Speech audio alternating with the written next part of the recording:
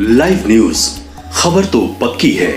बिहार विद्यालय परीक्षा समिति द्वारा आज मैट्रिक परीक्षा की कंपार्टमेंटल सह विशेष परीक्षा 2023 के परीक्षा फल की घोषणा की गई।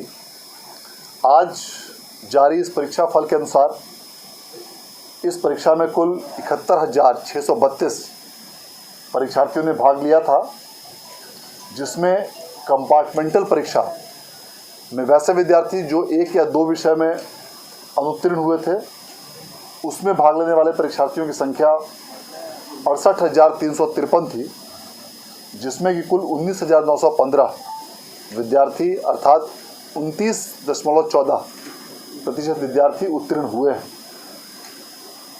इसके अलावा विशेष परीक्षा में वैसे कुल 3,279 विद्यार्थी अपीयर हुए थे, जिनकी किसी भी कारण से वार्षिक मैट्रिक परीक्षा जो नहीं दे पाए थे, किंतु रजिस्ट्रेशन जिनका हो गया था, उन 3,279 विद्यार्थियों में से 1,954 विद्यार्थी उत्तीर्ण हुए हैं, जो कुल संख्या का 59.59% है। इस प्रकार इन दोनों परीक्षाओं में अलग अलग मिलाकर उत्तीर्ण विद्यार्थियों की संख्या आज इस परीक्षा फल के साथ ही घोषणा की गई। इस परीक्षा में वार्षिक परीक्षा की भांति कई प्रकार की अन्य व्यवस्थाएं की गई थी। जीरो टॉलरेंस के साथ इस पूरी परीक्षा व्यवस्था को आयोजित किया गया था। सभी विषयों के लिए 10 क्वेश्चन सेट्स तैयार किए गए थे। सभी विद्यार्थियों के लिए इंडिविजुअल उनके फोटोग्राफ्स और डिटेल्स के साथ में कॉपियों और OMR शीट्स का मुद्रण कराया गया था, और सभी कॉपियों पर बारकोडिंग और लिथो कोड इत्यादि की व्यवस्था की गई थी। इस प्रकार आज जारी इस मैट्रिक के परीक्षा फल, जो कंपार्टमेंटल सह विशेष परीक्षा का परीक्षा फल आज जारी किया गया है, इसके साथ ही बिहार बोर्ड ने इस वर्ष 2023 का कंप्लीट एग्जामिनेशन साइकिल अर्थात परीक्षा चक्र कंप्लीट कर लिया है, जो पूरे देश में सबसे पहले बिहार बोर्ड ने कंप्लीट किया है। अभी तक देश के किसी भी अन्य बोर्ड का कंपार्टमेंटल परीक्षा का रिजल्ट प्रकाशित नहीं किया गया है। इस प्रकार आज जारी किए गए परीक्षा फल के साथ साथ वार्षिक इंटरमीडिएट परीक्षा, वार्षिक मैट्रिक परीक्षा, कंपार्टमेंटल इंटरमीडिएट परीक्षा और कंपार्टमेंटल मैट्रिक परीक्षा, इन चारों परीक्षाओं का एक पूर्ण चक्र पूरा करके इस वार्षिक कार्य को आज संपूर्ण किया गया, जो निश्चित रूप से हम लोग के लिए खुशी की बात है, क्योंकि इस ससमय आज 3 जून 2023 को यह परीक्षा फल घोषित किए जाने के फलस्वरूप ऐसे हजारों विद्यार्थियों का जो भी आज इस परीक्षा में उत्तीर्ण हुए हैं, उनका एक वर्ष बर्बाद नहीं होगा और ससमय वे किसी भी एग्जामिनेशन में भी भाग ले सकेंगे, और इसके साथ साथ किसी भी इंस्टीट्यूशंस में भी हायर एजुकेशन हेतु वे उसमें एडमिशन्स ले सकेंगे। और ऐसी परिस्थिति में जबकि अभी भी कई बोर्डों का परीक्षा फल, मुख्य परीक्षा का भी अभी परिणाम संभवतः घोषित होना बाकी है, ऐसे समय में कंपार्टमेंटल परीक्षा का भी परीक्षा फल बोर्ड ने घोषित करके एक पुनः कीर्तिमान स्थापित किया है। मैं इसके लिए सभी जिला पदाधिकारियों, सभी पुलिस अधीक्षकों के साथ साथ जिला शिक्षा पदाधिकारियों और बिहार बोर्ड के सभी पदाधिकारियों और कर्मियों को धन्यवाद और बधाई देना चाहता हूं। और जिन परीक्षार्थियों ने भी आज परीक्षा में उत्तीर्णता हासिल की है, उन सबों को बधाई देना चाहता हूं। और वैसे परीक्षार्थी जो किसी कारणवश यदि आज की परीक्षा में उत्तीर्णता हासिल नहीं कर पाए, उन सबों को यह संदेश देना चाहता हूं कि आपके लिए बिहार बोर्ड और भी अन्य अवसर प्रदान करेगा। आपको अन्य अवसर दिए जाएंगे इस अपनी कमियों को दूर करने के लिए, अपने रिजल्ट को बेहतर करने के लिए, और हमें विश्वास है कि आप और भी यदि बेहतर प्रयास के साथ मेहनत करेंगे तो अगली बार सफलता अवश्य आपके कदम चुनेगी। एक बार पुनः आप सभी लोगों को बहुत बहुत धन्यवाद और बधाई। सर, क्या डेट बढ़ेगा नामांकन के लिए, जो इंटरमीडिएट के लिए 7 तारीख तक खुला है? हाँ, इंटरमीडिएट के नामांकन के लिए जो भी वर्तमान में OFSS के अंतर्गत आवेदन पत्र आमंत्रित किए जा रहे हैं, उसमें वर्तमान में 7 तारीख तक या 8 तारीख तक के लिए जो तिथि निर्धारित की गई है, इसके बाद पुनः लगभग 1 सप्ताह का समय और दिया जाएगा सभी स्टूडेंट्स को नए फॉर्म्स भरने के लिए। और इसके साथ साथ पुनः एक बार जिन लोगों ने भी फॉर्म 17 से 26 के बीच की अवधि में भरा है, उन सभी लोगों को भी यह मौका दिया जाएगा कि यदि अपने विकल्पों में कोई चेंजेस करना चाहें तो वह चेंज भी कर सकते हैं।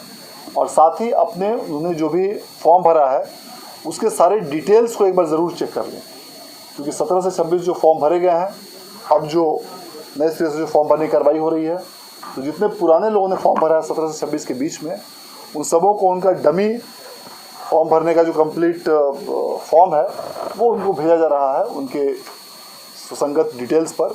और उन सभी लोगों को से यह अपील है कि वो उसको ज़रूर चेक करें। इसके साथ ही BSEB ऐप भी जो हम लोगों ने लॉन्च किया है, सभी स्टूडेंट्स से यह अनुरोध है कि BSEB ऐप भी अपने अपने मोबाइल में अवश्य डाउनलोड करें, क्योंकि BSEB ऐप के माध्यम से अब समिति द्वारा सभी प्रकार की सूचनाएं सभी विद्यार्थियों को उनके ऐप पर सीधे भेजी जा रही है।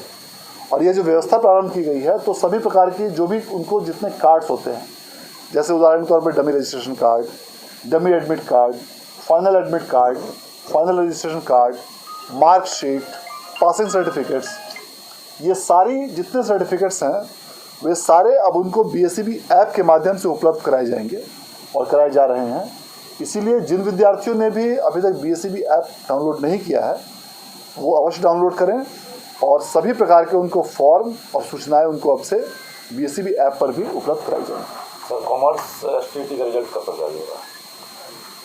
कॉमर्स STT के रिजल्ट प्रकाशन की प्रक्रिया अब अंतिम चरण में है और बहुत शीघ्र मुझे उम्मीद है कि उसका परिणाम घोषित किया जाएगा। और ऐसी अपेक्षा की जाती है कि संभवतः एक सप्ताह के अंदर कॉमर्स STT का परीक्षा फल की घोषणा की जा सकती है। उसके लिए सभी प्रकार की कार्रवाइयाँ की जा रही हैं।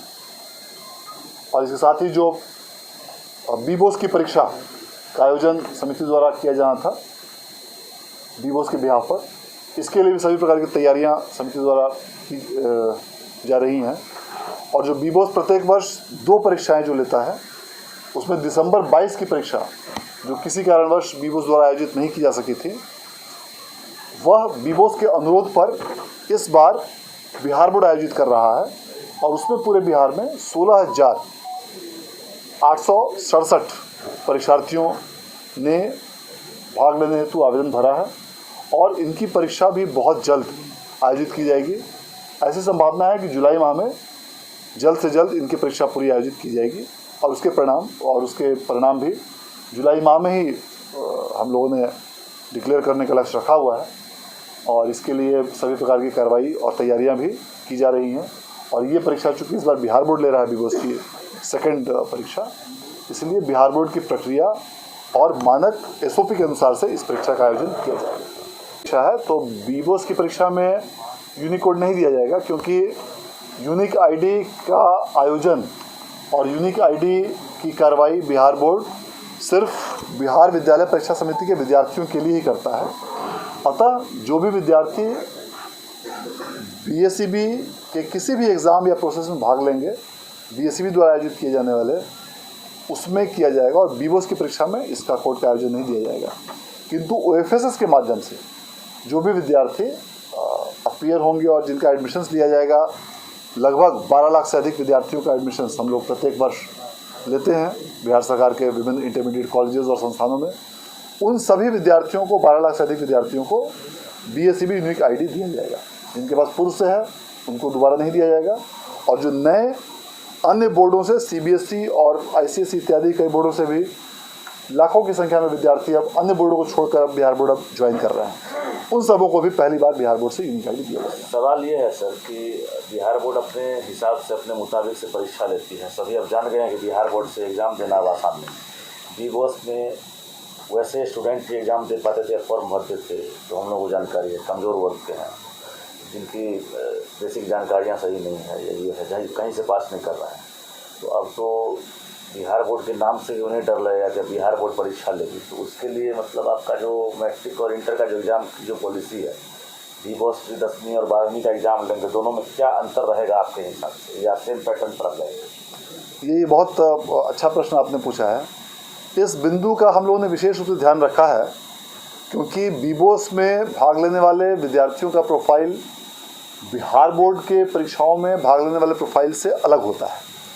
इसीलिए विशेष व्यवस्था यह की गई है कि जो प्रश्न पत्रों की जो सेटिंग इस बार जो कराई गई है इस परीक्षा के लिए, उन प्रश्न पत्रों का चयन बीबोस द्वारा ही किया गया है। यद्यपि उसके बाद की कार्रवाई हम लोग करेंगे, लेकिन इस बात को ध्यान में रखते हुए कि बीबोस की पढ़ाई का माध्यम थोड़ा भिन्न है और उसके साथ ही बीबोस द्वारा आयोजित की जाने वाली परीक्षाओं में जो विद्यार्थी भाग लेते हैं उनका भी एजुकेशनल बैकग्राउंड थोड़ा अलग प्रकार का रहता है, रेगुलर स्टूडेंट्स थोड़ा भिन्न होता है।